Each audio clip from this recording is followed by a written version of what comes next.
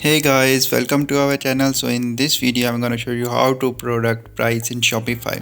So simply in order to do this, just you have to go to products and now simply open this product, and after that what you need to do, just you have to select the price that you want to add for this product, and after that just you can also add the compare price here. You can also add the cost per item. So after that, then you successfully added the price, just click on save button and wait for few seconds.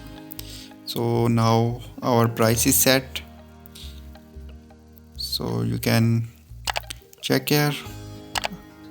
So in this way you can easily product price in Shopify.